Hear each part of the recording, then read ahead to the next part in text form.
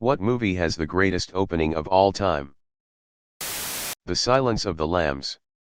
It may not be a super engaging scene compared to some of the others listed on here, but it conveys so much information and it does it subtly. You see Clarice running through the course completely alone, and when she goes into the elevator, it's clear she is an oddity in the otherwise completely male-dominated FBI. You also hear birds cawing at the beginning, which goes along with her Clarice's last name, Starling. We get to see the news clippings of Buffalo Bill, which introduces us to our antagonist without immediately showing him. The same can be said for Hannibal Lecter, who the characters extensively talk about before the audience is introduced to him. The transition from the talk with Jack Crawford to Frederick Chilton is also brilliant.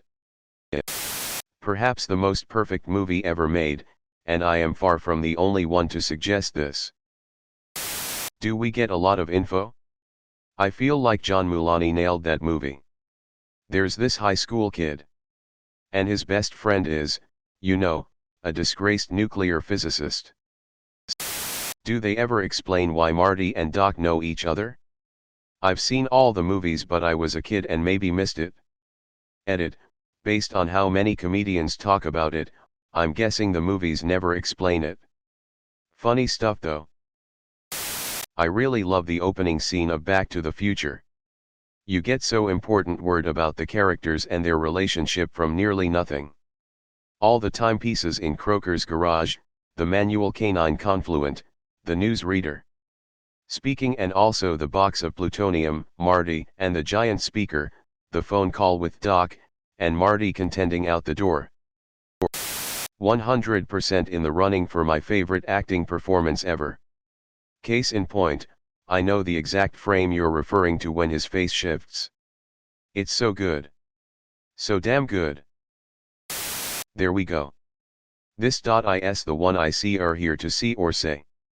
Waltz's acting in this opening is the most masterful acting job I've seen in my life. Also, if floored was a kind of pun, nice work. Smiley face. Tarantino almost shelved the film as they couldn't find a suitable actor to play Landa. He needed to be fluent in English, German, French and Italian, as well as having the talent to play a character like that with subtlety. Giancarlo Esposito possesses the same skill to change the tone of a scene just by an expression change. This is my number one for if you could rewatch a scene/movie for the first time again. The Hitchcock-style bomb under the table type of anxiety as the viewer may never be upped. Yeah. I don't actually like the movie as much as most people. But that scene was beyond captivating. The moment the camera pans to show underneath the floor upped the suspense by several times.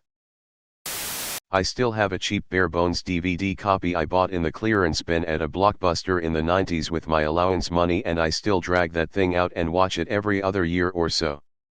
And you're correct in your answer, it's hilarious that you think you're like a quarter of the way into the movie and suddenly the title comes up and you realize it hasn't even actually started. Team America, World Police. Opening with that shitty-looking little puppet show makes viewers wonder, oh, hamburgers, is the whole thing gonna be like this? But then we get treated to the glorious pan out, showing awesome attention to delicate detail. Fucking genius. Raising Arizona needs to be higher. First 10 minutes are brilliant. Fantastic cinematography, great script in a very funny film.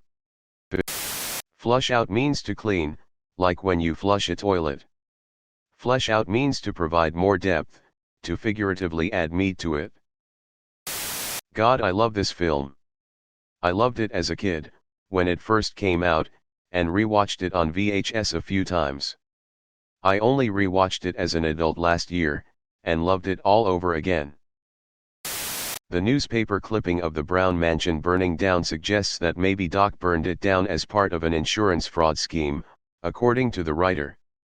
https://screenrant.com/back-future-movie-doc-mansion-bob-gale. It's a masterclass of script writing and direction. If you're teaching a lesson on how to begin your script and introduce the story, setting, and characters, Back to the Future should be mentioned. I'm late for school. Huey Lewis and the news kicks in.